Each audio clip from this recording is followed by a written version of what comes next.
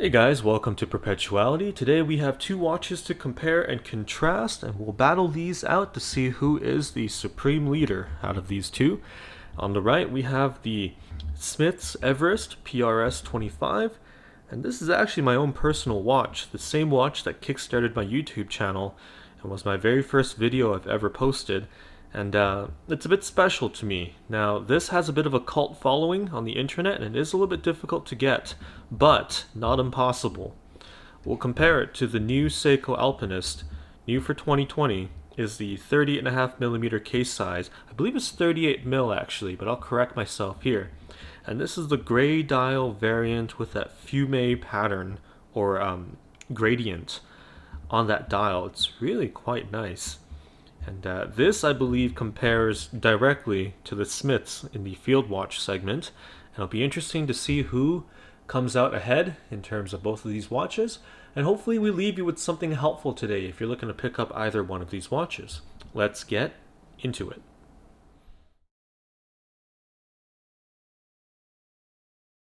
New for 2020 is the Seiko Alpinist Core lineup, and you see here the gray dial variant, but there is also a blue and green dial as well. This one here is 38mm in diameter in the dial, and depth of 13.2mm in the mid-case, lug width of 20mm, and lug length of 46.4mm. Very contemporary size. The movement inside is the caliber 6R35 with 70-hour power reserve. Now the Smiths, on the other hand, is 36mm in diameter, so a little bit smaller than a Seiko, depth of 11.3, lug width of 20mm, and lug length of 43.5mm. It does have the caliber 9039 from Miyota with 42-hour power reserve, and both are quite similar watches. They're considered to be mid-sized actually. There are other field watches that do what these two watches do extremely well. The khaki Heritage Military is one example. But both of these watches could not be any more similar yet different, and they're very close in price point. That's why it's worth discussing. Now the Seiko, I've had it for about a week, and my impressions are I'm very happy that Seiko has gone away with the inner rotating bezel. And the reason for that is because it's actually slimmed down the case and allowed for the dial to be a lot more legible. A cleaner design, if you will.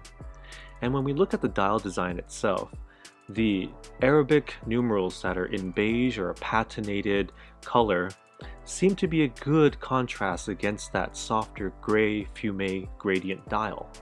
And that means that the dial goes from light to dark to the outer edges. And I'm also happy to report that the cathedral hands have returned on this watch. They are brushed and in a darker tone than the dial, along with the Seiko logo. The seconds hand does have a pop of orange for legibility too.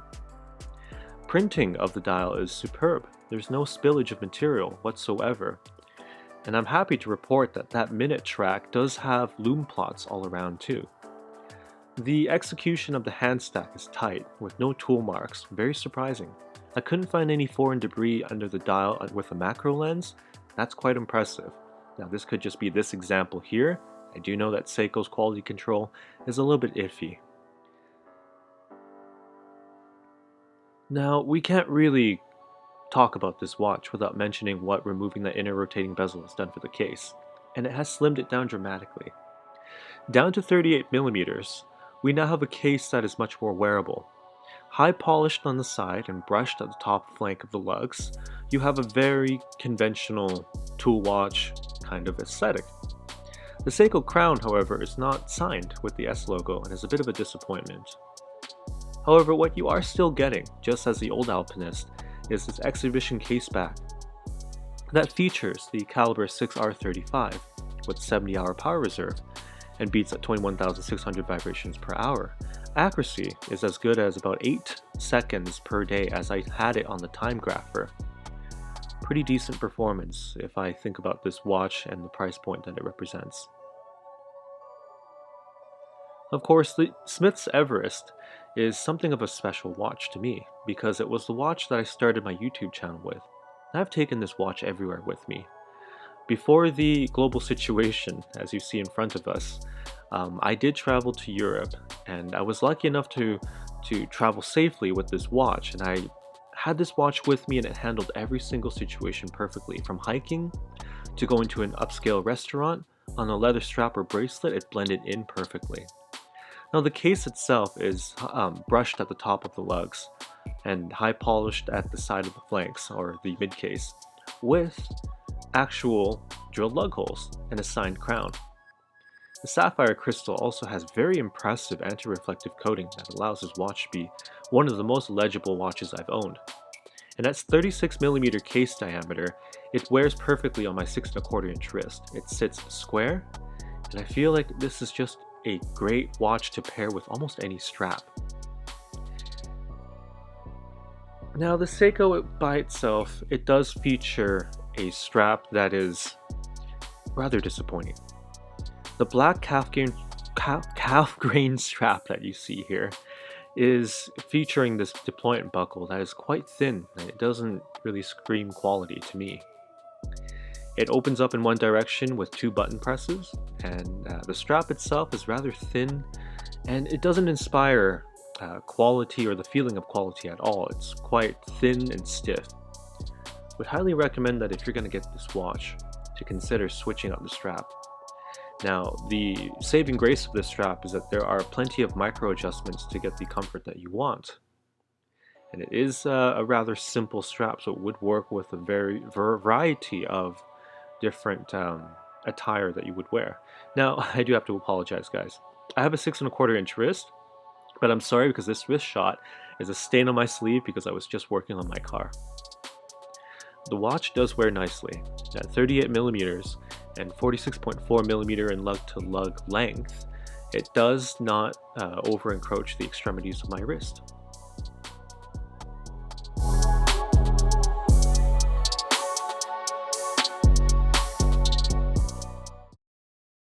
If you had to choose between these two watches to add to your collection, which one would that be? And it boils down to what they do for you, what works for you. Starting with the Smiths, the dial is something that works for me tremendously well.